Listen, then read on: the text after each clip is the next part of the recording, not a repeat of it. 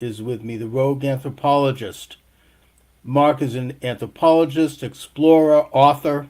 He's worked on Mayan archaeological excavations on the Yucatan Peninsula, analyzing prehistoric Mexico. He's also spent years living alongside various North American tribes and Polynesians in North America and Hawaii, studying their ancient traditions. His expertise is human origin paradigms, and he is considered a rogue cultural scholar, accusing the scientific establishment of conspiracy to distort human history. Now, Mark, I mean, what brought you to my attention, besides your interview with William Ramsey on William Ramsey Investigates, and I really follow him, is programs I've been doing recently on the Bible, particularly with Dustin Nemos, who talks about biblical passages going into the book of Genesis, where you had these beings. I mean, I guess, who knows? I mean, angels, who knows what they were. Basically, looking down on earth, seeing women, having sex with the women, and then the women would give birth to these sort of half human, half space creatures. These, which in the Bible are called giants or Nephilim. And you seem to be looking anthropologically at evidence that indicates something similar to that. So I'd like to start there. I mean, tell me a little bit about your work and what you're discovering. Sure, thanks. Well, first of all, thank you for having me on. Yeah. Um, so, this began with my obsession to understand pyramids. That's really where it began. I just wanted to understand for my own satisfaction, really. Not just pyramids, but the disappearance of the Maya intrigued me greatly. The mysterious burial mound culture of North America intrigued me greatly. So it really began with my own curious Hmm. obsession to understand these mysteries. Well, I mean, I think that these are unexplained phenomena, if you will. I mean, and it is something that I mean I've been interested in as well. And we could point to some other similar type things like the Stonehenge in Britain. How did those enormous rocks get up there and form this intricate dial that can be seen from space as looking like some kind of a gigantic timepiece? Or how did those huge statues end up on Fiji, or not Fiji, but on this island off the coast of Chile? These enormous heads. And The Moai of Rapa Nui.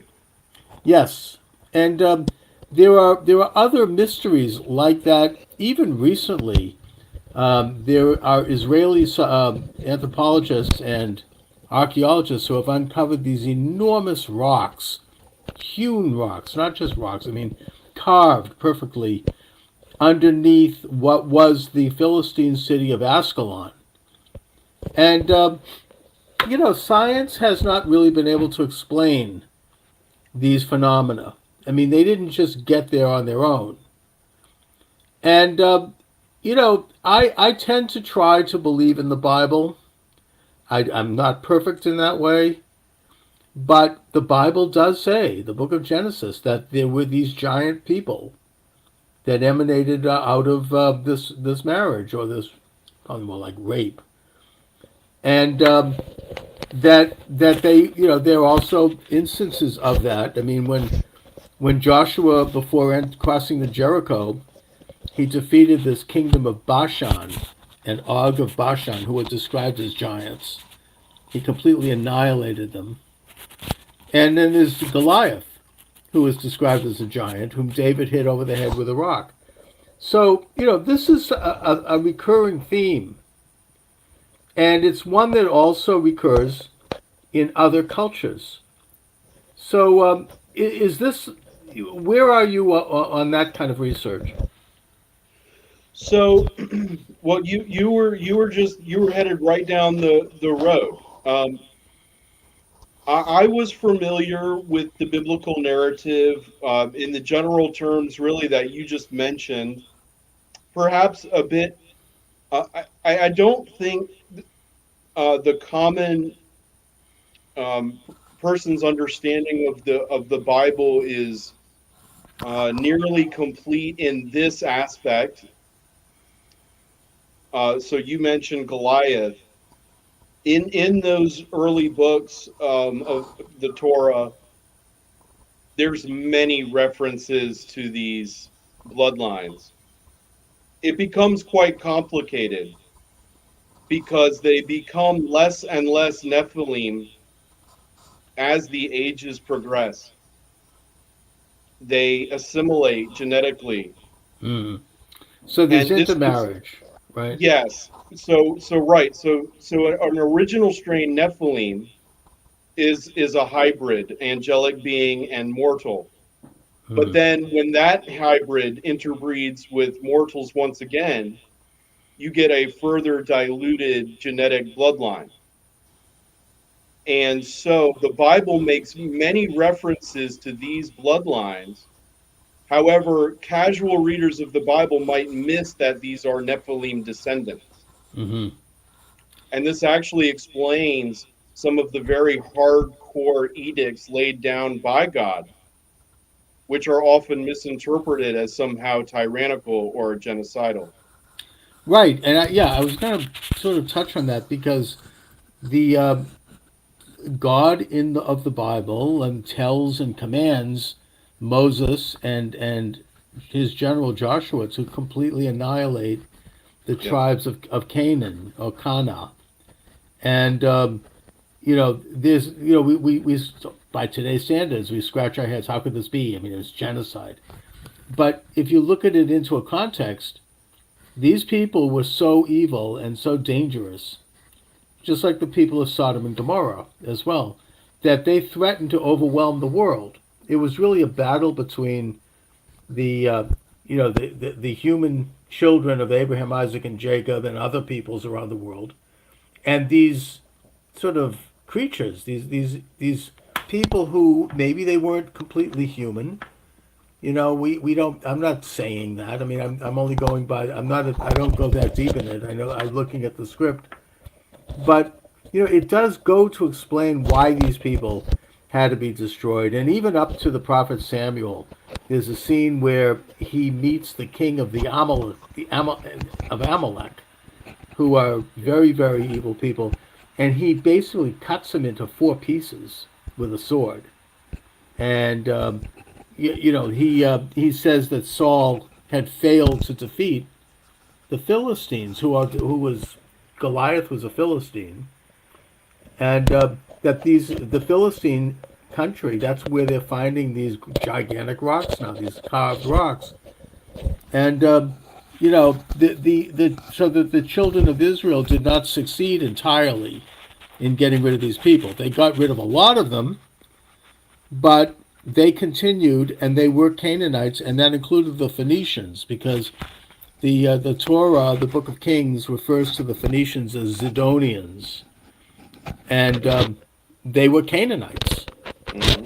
So there is still this strain of people, these ancient peoples, and you make the case. I heard Justin Nemos make the case that they have over time assimilated into the population as a whole, and that we all might have some ancestry from them. I don't know. I mean, I'm not sure that that can be determined. Well, I'm glad you mentioned the book of Samuel and the Amalekites because there is a great deal to be learned about these mysterious Nephilim descendant tribes. We're all familiar generally with the Battle of David and Goliath, which you mentioned. Mm-hmm. After that, there's a subsequent battle at the same location. And this time, David is not present, and obviously Goliath is perished. But Goliath has a relative. They don't elaborate, what his relation to Goliath was, but they say that he was a relative. And it describes him of having giant stature and 6 fingers Uh-huh. and toes, 24 in total. Polydactyly is what we call that in biological terms. Mm. So these features of gigantic stature and polydactyly are precisely what I encountered studying the archaeological and iconographic record of old prehistoric Mexico. Okay. But there's more in the passage of Samuel. It specifies that this relative of Goliath, who was subsequently slain by David's kin, it says that he was born of the Nephilim. Ah. So it says it's specifying he's not Nephilim per se. He is born of Nephilim. Goliath too, it does not specify he is Nephilim. That is because these are Nephilim descendants, as were all the Canaanites, as you Hmm. meant, the pre-existing Canaanites. Right. And so, if we really want to decipher these various tribes, and there were a bunch of them, the great medieval French rabbi known as Rashi, Mm-hmm. Rashi has tremendous insight for us into these Amalekites. Okay. Rashi explains that the reason God commanded that all of them be annihilated, including women, children, and livestock, was because they were to some extent non human and supernatural. Mm-hmm. They practiced witchcraft and they had the capability of transforming their physical appearance. Rashi contends that they would have been able to escape if they if if the Israelites had distinguished between women and children and livestock, then the real sorcerers of the Amalekites would have been able to escape in the guise due to their shape-shifting abilities. Mm. The word Amalekite itself literally means blood lickers. And there is a passage when God lays down the edict to annihilate them. God explains they committed many crimes against the Israelites during the wandering of the desert period. Right.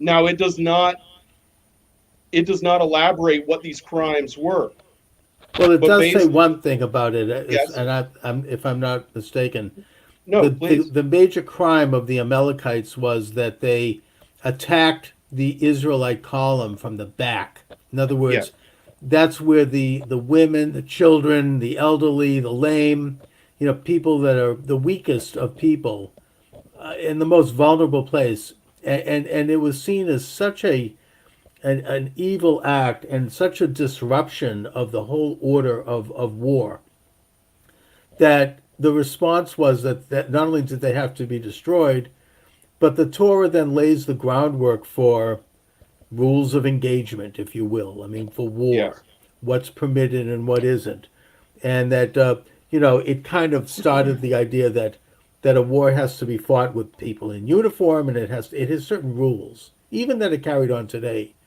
and that that for that reason the Amalekites would have to be annihilated because I mean, you could say that they are the equivalent of today's terrorists who drops a bomb in a subway and blows up innocent people and commits a complete disorder of society by doing the most cruel and hateful thing that you can imagine. hmm I mean, that's the kind of against what have been called the rules of engagement in war, or a just war, as St. Thomas Aquinas called it. hmm I that's all perfectly sound. I'm really confident based on my research that there is a ritualistic murder aspect to this Okay. because one of the most fascinating links that I found between the biblical narrative and Mesoamerican archaeological record and tradition is in Chaco Canyon, and Mm-hmm. the works of archaeologists Turner and Turner, a married couple, Christy Turner and his wife. They devoted their lives to studying the archaeological record of the very mysterious Chaco Canyon. And what they found was ritualistic cannibalism, a lot of it. Astonishing, horrific, hard to comprehend ritual cannibalism. But now this is a little complicated, but there's another archaeologist. Um, Her name is Patricia Crown. Her entire research focuses on polydactyly, these extra fingers and toes in Mesoamerican culture. When you combine their research together, what you find is a ruling elite cult of six-fingered cannibals. And they were very prevalent and very cruel and very destructive. Now let me get this right, Mark. Are you suggesting that there is archaeological fossil evidence of this?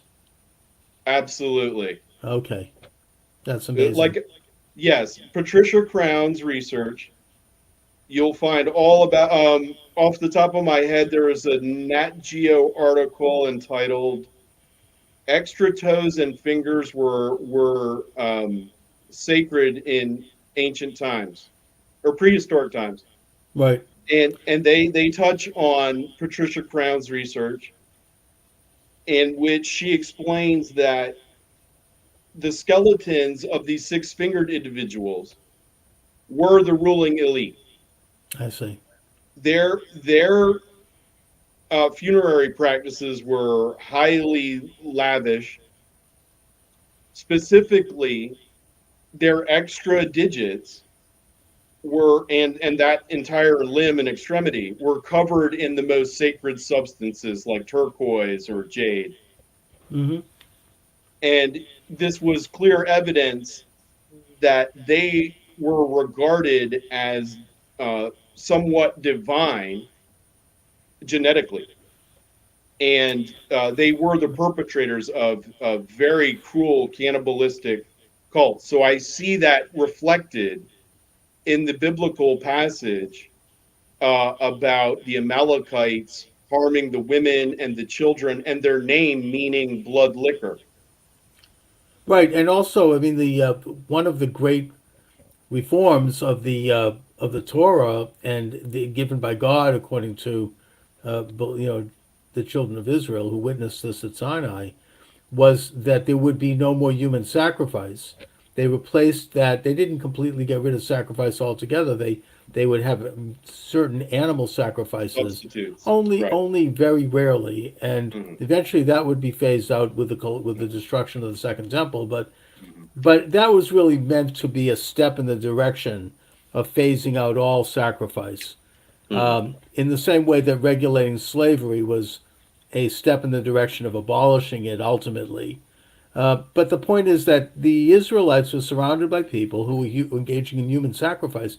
The Canaanites worshipped the god Moloch, which was created by these super genius leaders, as you say, the six-fingered people, who would throw the baby into the belly of a burning statue, mm-hmm. and that this was carried out by the Phoenicians in Carthage. Even the Romans were disgusted with it when they went to Carthage and found these practices. And more recently, it was carried out by the Aztecs, Wow. the Anasazi people, who Yes. were so hideous and so cruel that when the Cortez arrived, they welcomed him with open arms. I mean, it was like he liberated them from this horror. So Yes. it's something that it may still be going on in some very remote parts of New Guinea, for all we know. Mm. It was certainly going on in the Fiji Islands when the British first arrived there. So you have this phenomena of human sacrifice, cannibalism, uh, the kind of practices. I mean, you look back. I mean, we don't really understand fully what was going on around idol worship, but we know that it was so horrible and so evil and so corrupting that there was a reason why not only were the children of Israel commanded to get rid of it, but they were also attracted to it in a certain weird way. Yes. And they struggled with that throughout the entire ancient period. Yes. Yeah. A couple. I'm going to touch on a couple of things you mentioned. The Anasazi. Well, you're red hot on the Nephilim trail now in North Mm. America, Yeah. because the word Anasazi means the ancient ones or even ancient enemies. So again, we see the interspecies conflict reflected that is described in the biblical narrative as a antediluvian species rather than just a racial or ethnic difference due to this hybridization, regardless of the degree to which it is diluted. Mm. But okay, so the Anasazi and that region are, of course, associated with the lore of the Skinwalker. And the Skinwalker is an Anasazi shaman or sorcerer who, through human sacrifice, achieves this effect of shape shifting transformation. So, the reflection between biblical narrative and this region of old prehistoric tradition are almost carbon copy reflections of each other. And now, one last thing that I wanted you mentioned the continuation of human sacrifice, and you specifically mentioned the Moloch idol worship. Right. Well, I would submit to you there's some pretty good circumstantial evidence that just in the same way ancient people were tempted to do these things, modern people are today tempted to do these things. And I don't mean indigenous folk in the jungles. I mean billionaires who may be involved in Satanism and human Right. Human trafficking. child trafficking. Right. People Well, like Jeffrey Epstein, for yes, example. and the it is a fact, an inconvenient fact for them, that European history of the royal families is absolutely saturated in witchcraft. Right. Accusations of witchcraft. We know for certain some of these incidents occurred. Bloody Mary bathing in the blood of children to preserve her youth, for example. And in a sense, we're bringing things a little bit more up to modern times. One other example of a mention of the Amalekites in the Bible is in the book of Esther.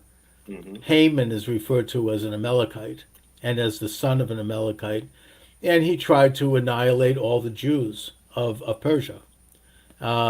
So they're very dangerous people, Yes. and there's a certain bloodlust there, Yes.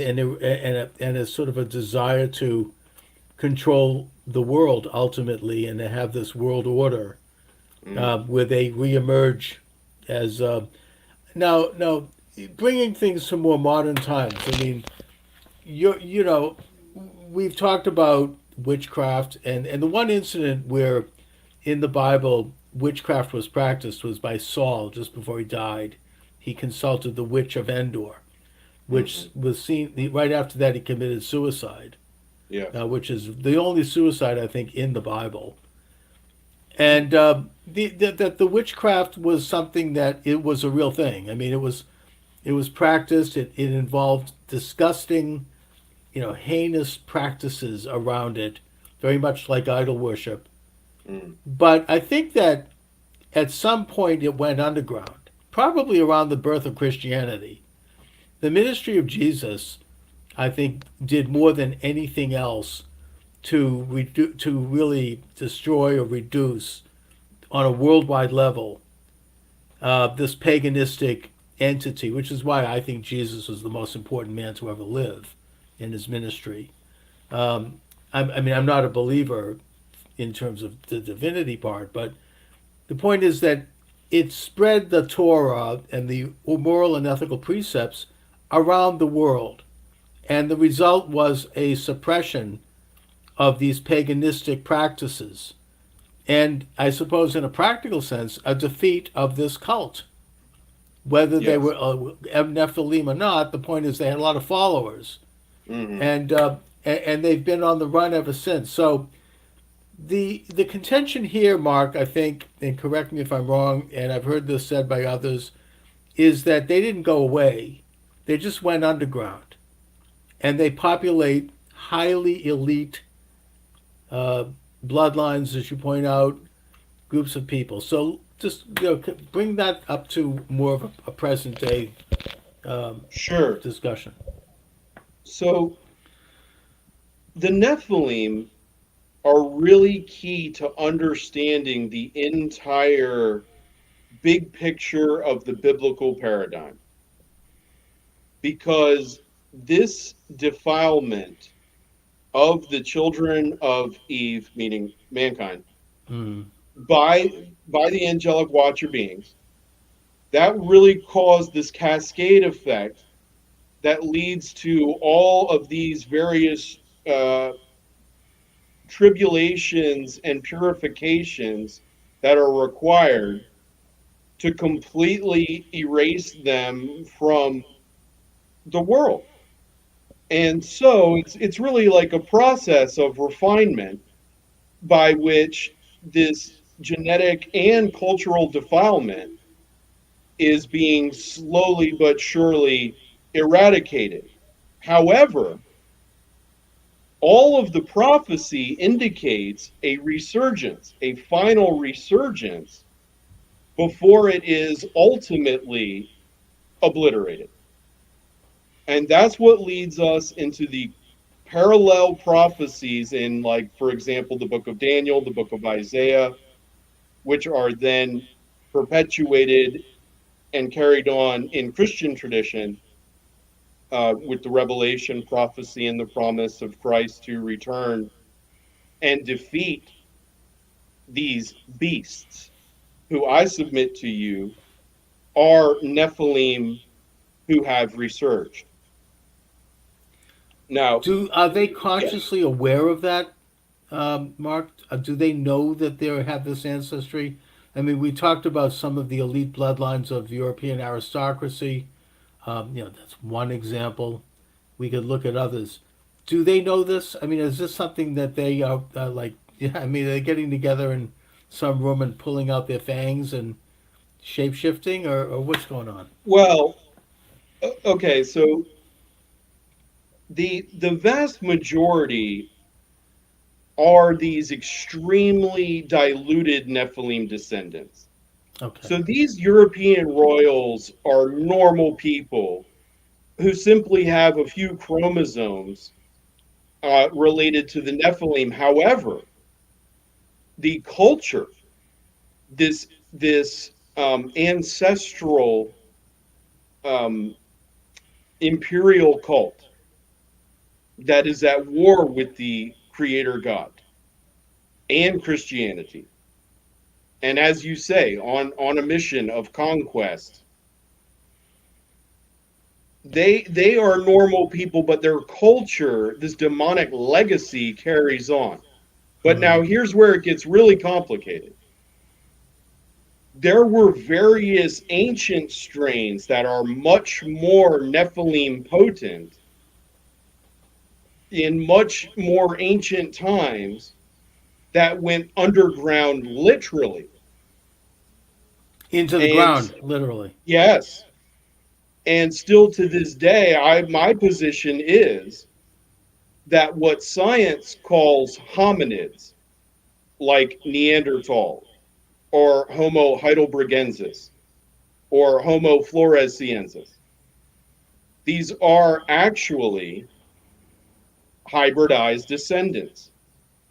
And whereas science insists they are extinct, I suggest to you they are not. Hmm. It is very difficult to prove definitively a species extinct. You can't lift up every rock all over the world and then announce for certain that a species is extinct. Well, yeah, Human but species are especially hardy. mhm. And Neanderthal, according to the standard institutional position, their timeline keeps going closer and closer to ours. And their dates have been pushed all the way back to 40,000 years. That's not a very long time in terms of a human species. So is there now? Well, I don't want to use the word proof because proof is a standard that's very few things meet. But in science they talk about hypothesis and evidence. Sure. Is there evidence that there were these Neanderthals or these Cro-Magnon men, as I've heard them described, and that were these people humans? I mean, are they the Nephilim we're talking about? Okay. So science defines this. Well, okay. For really quick disclaimer, that really requires its whole own show. But I would suggest to you that these ruling elite people own the scientific establishments. Right. And I can give you a laundry list of incidents which would lead us to comfortably reason that they are corrupted and lack credibility. Uh, Oh, I don't think there's. I mean, I think anybody yeah, who's been watching the news the past couple of right, years knows that. I right. mean, with the Okay, way we're good. the way I just COVID want to, was covered, right. right? Yeah. I just want to put that out there before we Okay. go into their position, because they do own the science, just as they say. Indeed. Now, okay, so um, they regard a species as human if it belongs to the Homo genus.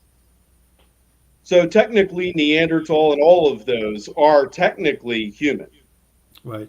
but they are not Homo sapien.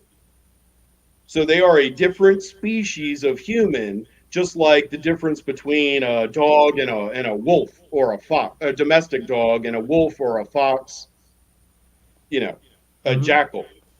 So different species within the same genus. Okay. So that's what they regard the hominids like Neanderthal as. But I would suggest to you that they are actually invasive hominid hybrids.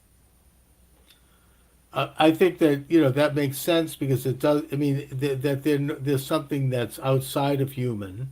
There might Hmm. have been, and it kind of goes to the story of the Nephilim, the women giving birth Hmm. to half human, half whatever celestial being. However that Exactly. happened, and I'm not saying that they came from outer space. I mean, we don't know that. That's a whole Well, I different think subject. so two things I think are really good to throw in here. One, you mentioned proof and evidence. There is.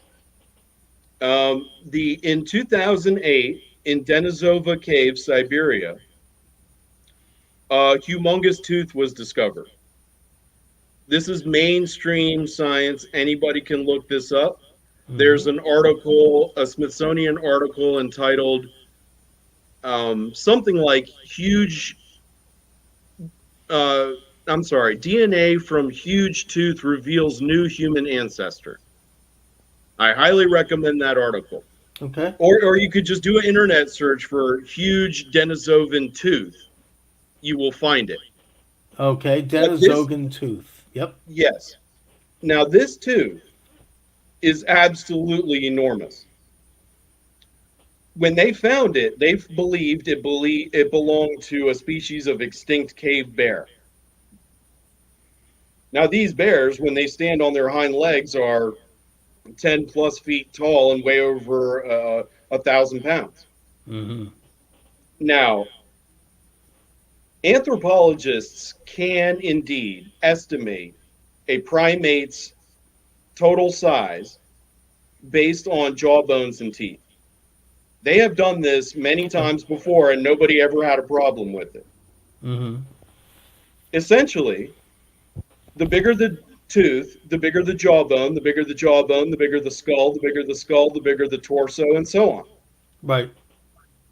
If you apply their own scale metrics to this Denisovan tooth, there's no way that this hominid was not at least 10, 11, 12 feet tall.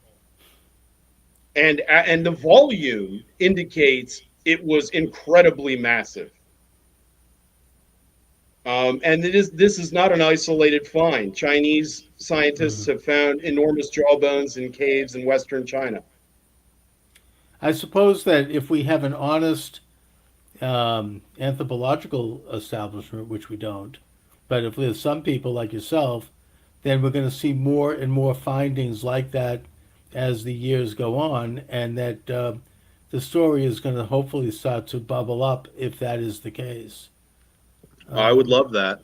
yeah, and but yet, going back to the narrative here, you Mm, have the weakening of the chromosomal aspect people through intermarriage.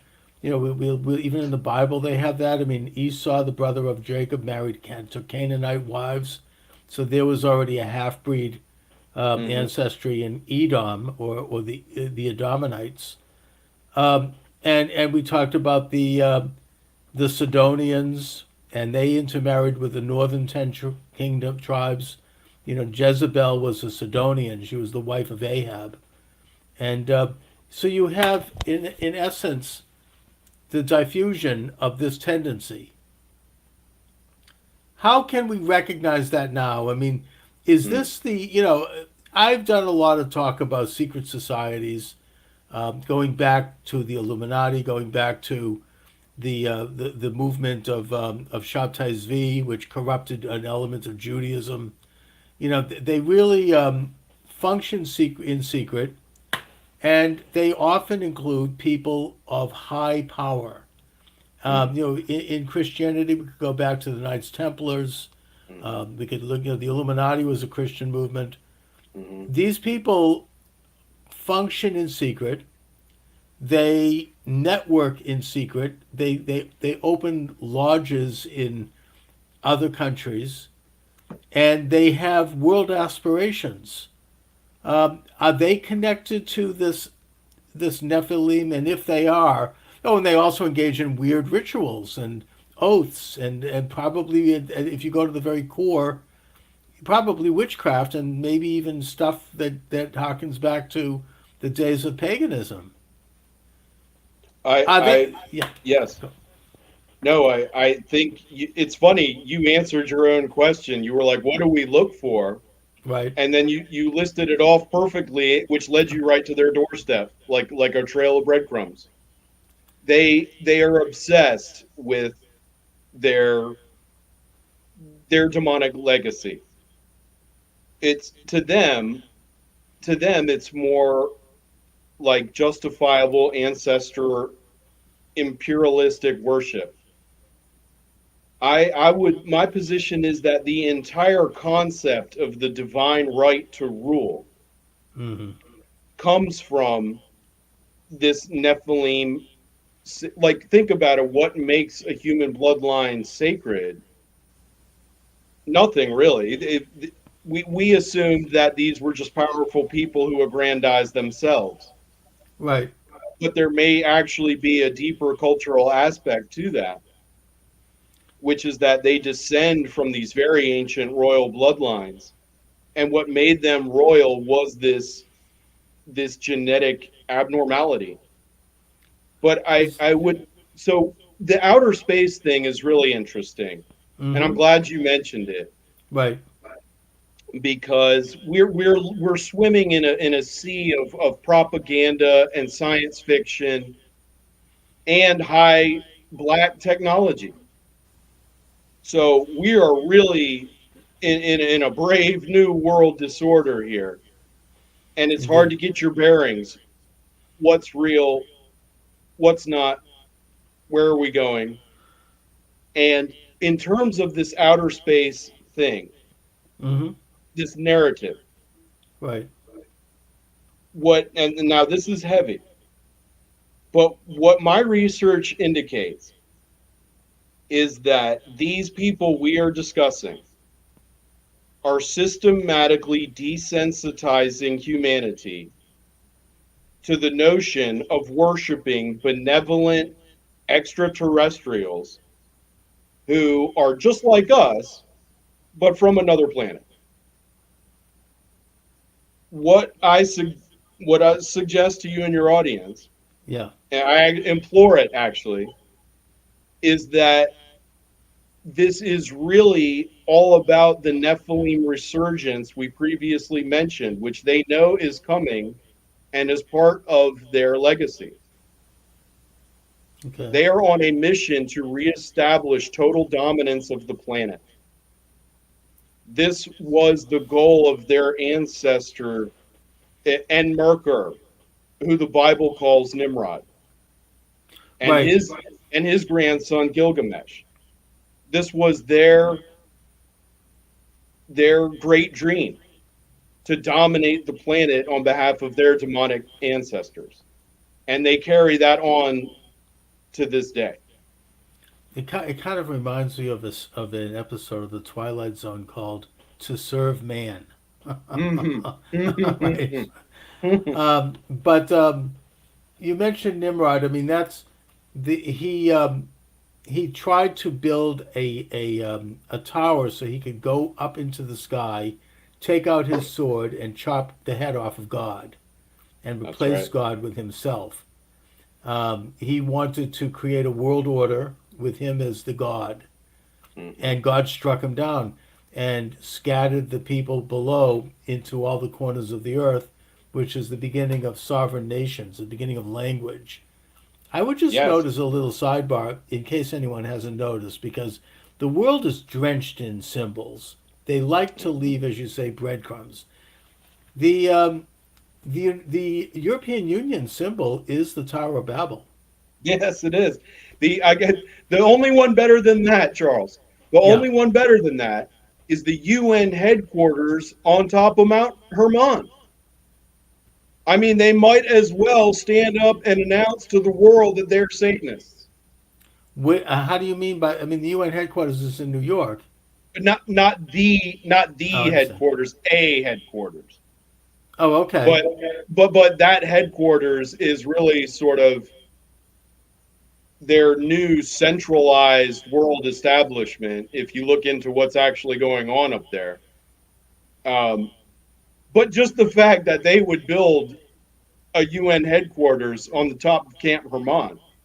Well, for anyone who's not familiar, I'm not according to the familiar. biblical, I'm sorry, according to the biblical narrative, it was Camp Hermon where the 200 rebellious angels, Elohim, descended onto the earth and swore their oath that they were all in this together, this rebellion against God. Okay, So for UN to build a headquarters up there that's incredible. is like saying we are perpetuating this demonic oath, and indeed they are. Now, certainly it's demonic. I'm not sure that I can sign on to the idea that they want to create a rule of the world from outer space. I mean, I No. certainly think it's plausible, and I'm not in any way dismissing it at all. But what we can know is that they do want to create a satanic, amoral world government. It's what Whittaker Chambers talked about in his is a former communist who Mm-hmm. basically turned on his became Christian, and also he turned on the party when he saw that Hitler and Stalin were allied, and that he Mm-hmm. felt this was a grave danger to his own country, the United States. That's when he went to FDR's assistant Adolf Burley and exposed all these communists who had honeycombed the FDR administration and are still there basically. And FDR told him to go f himself when Burley brought this up to him. Mm-hmm. Afterwards, of course, there was a famous trial of Alger Hiss, and Yep. he exposed it, Yep. and it did Nixon. it Yep. yeah, and Nixon was there. Nixon they basically did him in 20 years later. Right. They're waiting. They're in wait. Right. But the point is, it did expose this underbelly, and it Mm-hmm. did put them back, and Yeah. that's it's an ongoing process. But I think that It's a conspiracy, as Chambers said in his famous book Witness, which is a fantastic insight, that it's a war between God and man, ultimately. It's a war that started in the Garden of Eden when the second oldest religion was created, when the serpent told the mother of all of us, Eve, that she and Adam could be like God. They could know all good Mm-hmm. and evil. They could know, Mm. they could be perfect. In other words, they can replace God. Yes. And then, of course, when they partook of the forbidden fruit, God banished them from the garden. And they Mm. became, forever looking for that, but they don't have it. Mm. And yet, this has continued in every generation. There is an element within some people, not all, that this desire to control the world, Mm. this desire to control their environment, to control other people, and to do it through subterfuge, to do it through subversion, because nobody in the right mind is going to let this happen. So they Right. have to use secretive methods, and Right. thus they form secret societies. I think that if I'm going to go with the argument of the Nephilim, we can say that they at some point took over these secret societies Mm-hmm. because that's their orientation and they Mm. worked their way into it. Historically, this is exactly what the Illuminati did when they were Mm. discovered by a Bavarian policeman. Right. They basically infiltrated the Masonic lodges of Europe, Mm-hmm. which at that time probably were nothing more than Masons, men who are in the trades, getting together and forming a guild. They turned them into this sinister thing with these degrees of secretiveness in Mm-hmm. the inner portico. Most of the people in it don't have any idea what's they're just there for Totally. the Yeah. for social interactions. That's right.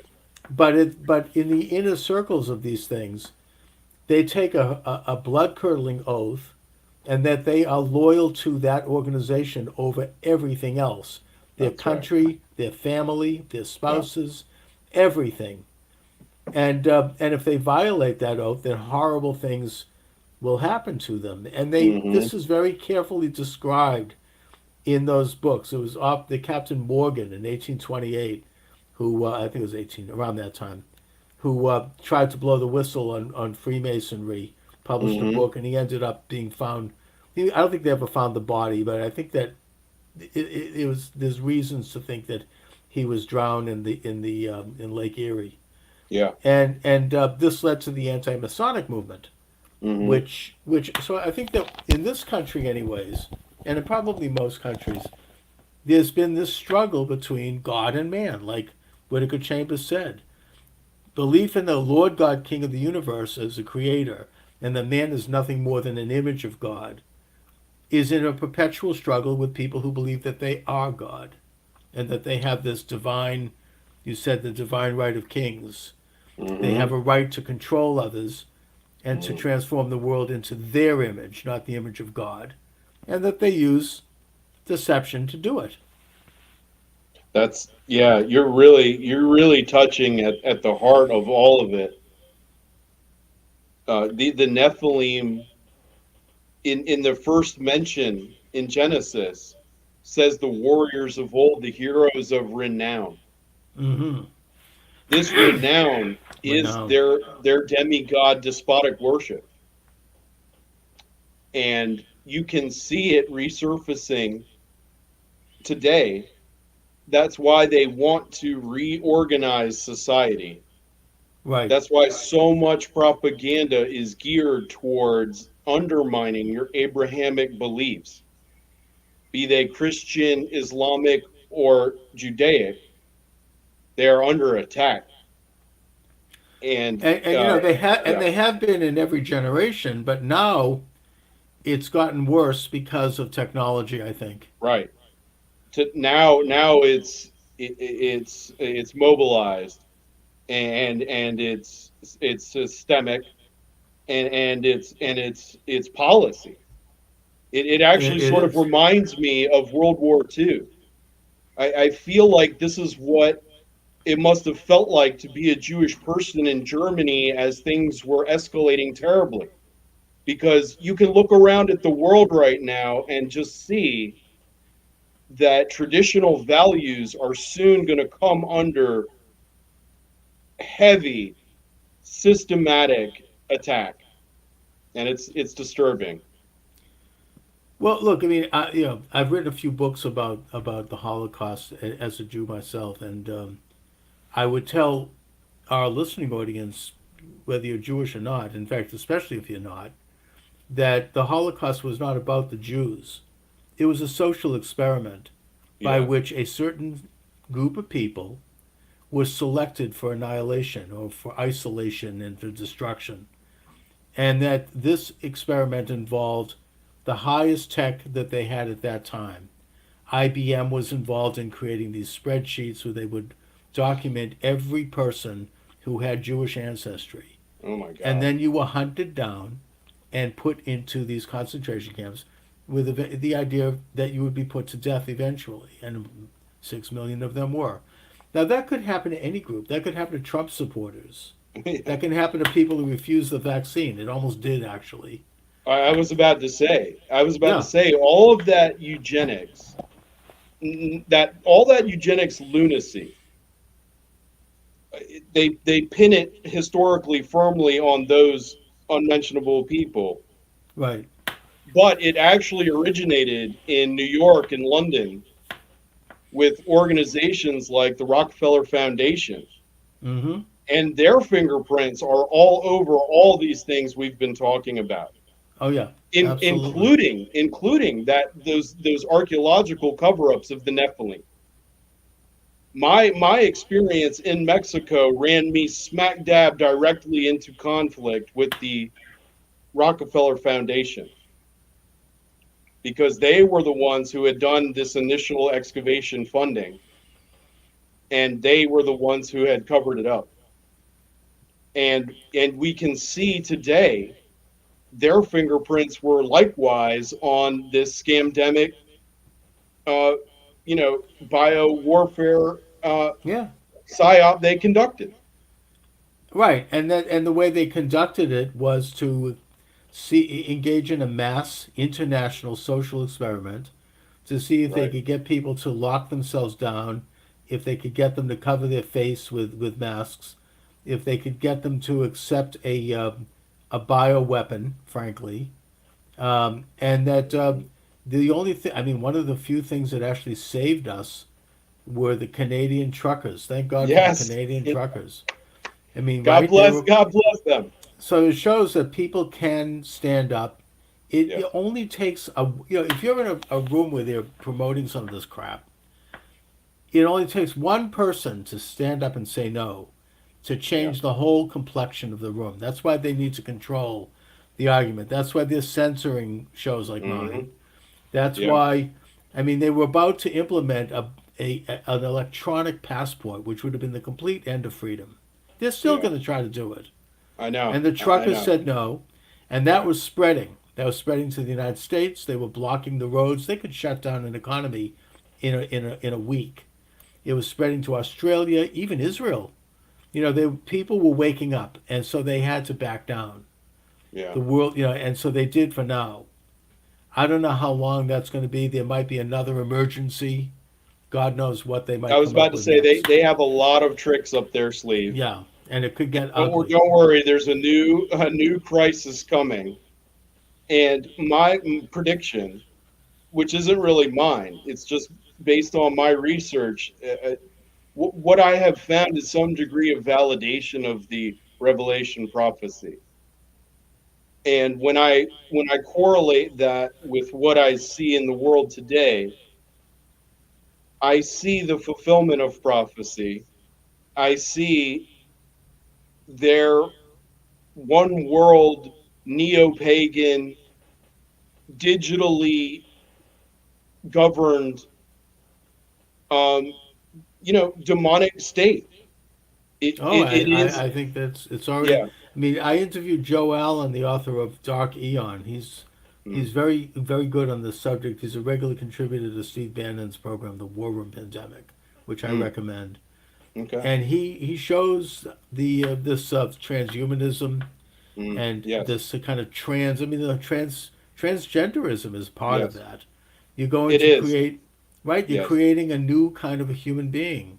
You know, Yes. you're altering the most basic biological elements of what makes us human.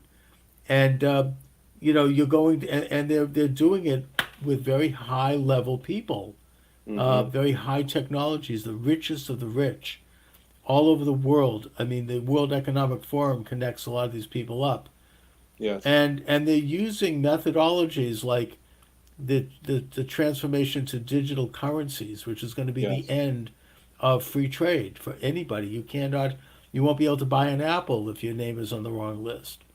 And you know, already the Federal Reserve is experimenting with this. It's not a Yep. joke.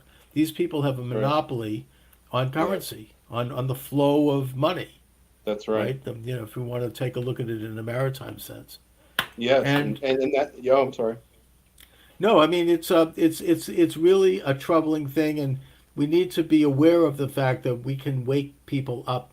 The truckers were called Nazis. You know, they had their bank accounts impounded.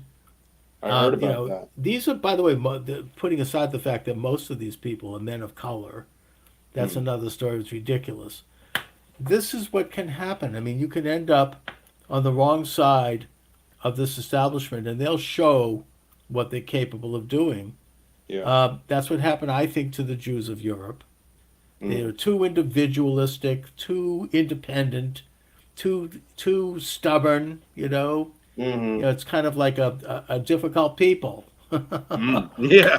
Yeah. and Well, I'm and by the way, Italian. that's not to suggest that there aren't some big time Jews who are involved in this. There are. That's another Right. subject. That's Yeah. another. I completely understand, and I'm Italian, and so we're kind of stubborn people too. Um, Exactly. I think there's some things, really heavy things I want to touch on before we go. Yes. There's so much to unpack with these topics. It's difficult to casually discuss them. Oh yeah. But I want to really quickly discuss their symbol, the Eye of Providence, and how it's on our currency, Hmm. and how that relates to this whole demonic Nephilim satanic tradition. That's a really good point. How did that happen that we ended Yes, up with this great seal that has the pyramid and the Eye of Horus and yes. all of these occultic images? I mean, were our founding fathers part of this? I don't think so, but maybe. Well, you can trace the no, to answer your question. No, the Right. founding fathers were not all part of this at all. It was really when the Federal Reserve took over the country under Woodrow Wilson's watch Yes. that they gained control of the currency. Right. And that was when not just the currency, but really the whole nation became their play toy.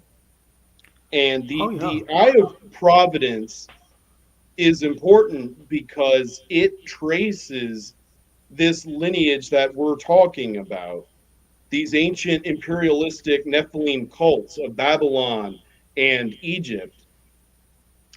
That's where these mystery schools originated.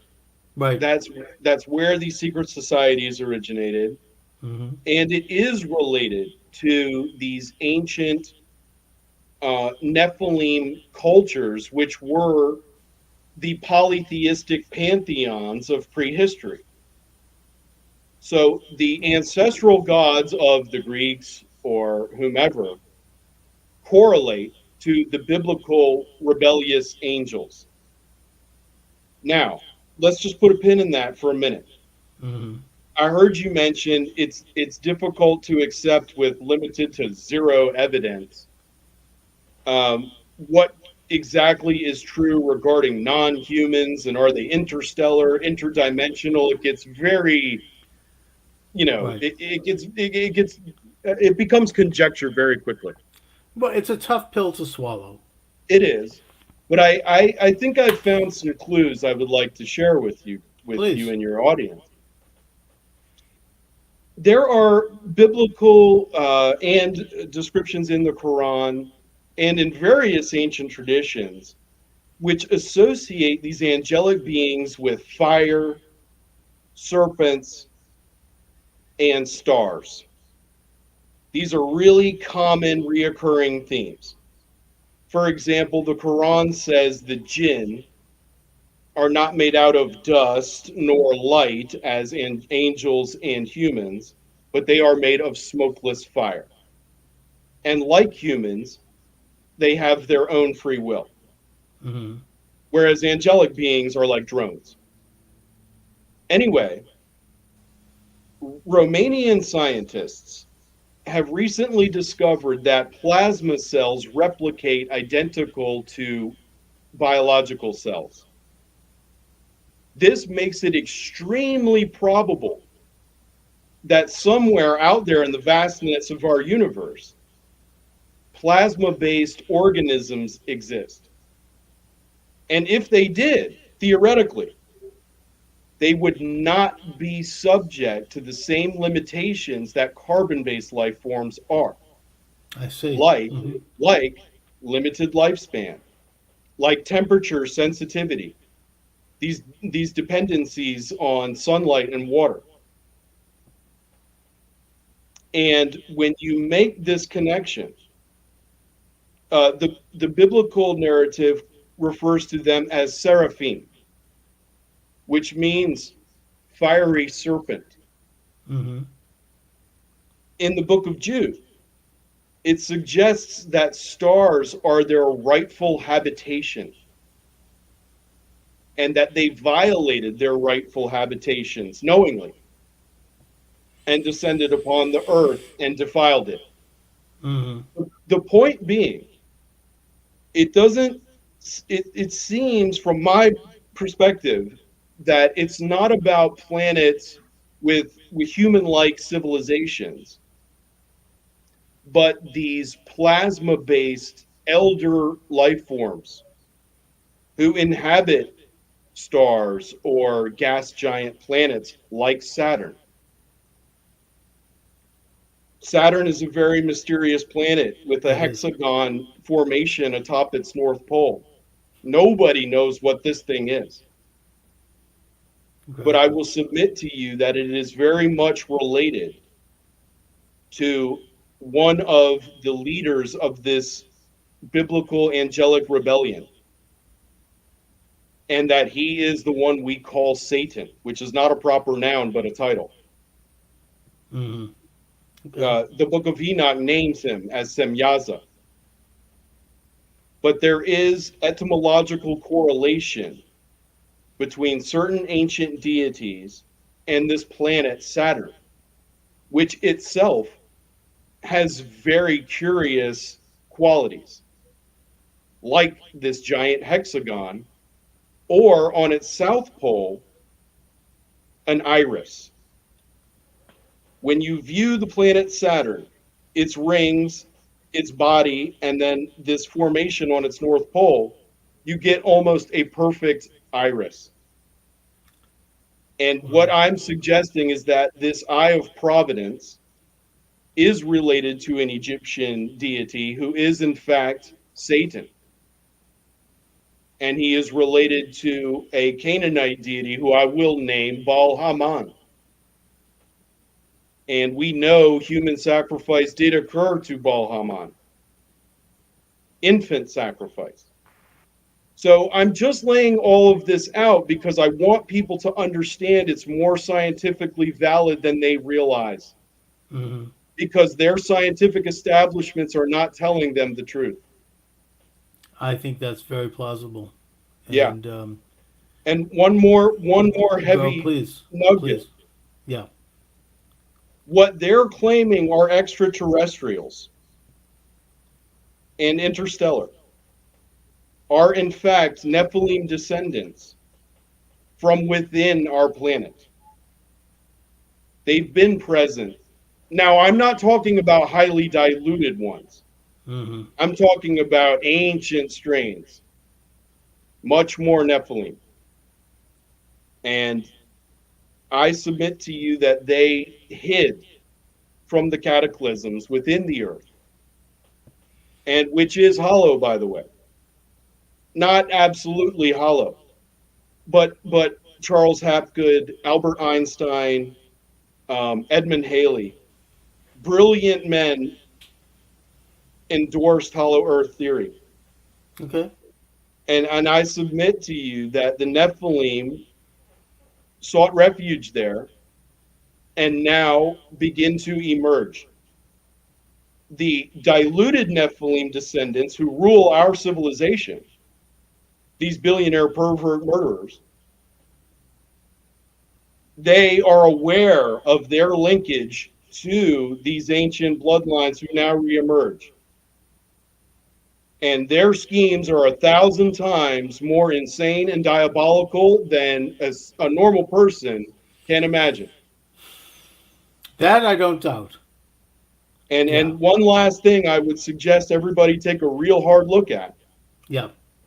is the discovery of Gilgamesh's tomb by Jörg Fassbinder. Okay. This, I'm suggesting, was the trigger for the Iraq invasion. Indeed, there was a cover up of Yes, that. They yes. had it. They had to And, go in and destroy that site. well, I think they collected it. I think they Okay. collected Gilgamesh's remains. Yeah. And I think I've heard he this. is, yes, I think he is the WMD they spoke of. A Not in a, WMD from their perspective. exactly, Yeah. Charles, exactly. He is their secret weapon in their war against God. You know, Mark, we have so much more we could get into, and I'd like to have you come back to do some follow up programming as well. Sure, And, anytime. this is, yeah, great conversation. Now, I want you to talk a little bit about bringing things back to a more mundane. You Sure. conduct tours Yeah. in Tennessee where you Hmm. look at mounds. By the way, speaking of mounds, Hmm. there's a very famous one in Illinois outside of St. Louis that Hmm. I've often heard liberals talk about, and this is like indigenous Cahokia. history, and this is such a wonderful thing. Recently, I understand they discovered from looking into this that that mound has thousands of dead remains of babies and children, that it was a human sacrifice site. And when I say thousands, we're talking like 10,000. Oh yeah. I just wanted to point that out. Anyway, Yes. Yes. In at conquistadors record, conquistadors, say with them about you will, but even a broken clock is right twice a day. right. And they recorded the rededication of Teotihuacan. They recorded 20,000 human sacrifices per day for 4 consecutive days.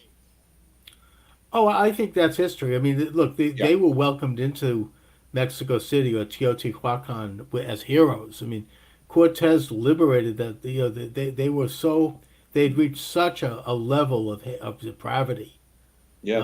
and tyranny that Mm. this is a phenomenon that again it sort of reflects stuff that's gone around all over the world, and it represented an advance in terms of driving this thing underground, Yes. but it never went away. Anyway, No. Mark, where can people get information about your Sure. work and your website or anything else you'd like to share? Thanks.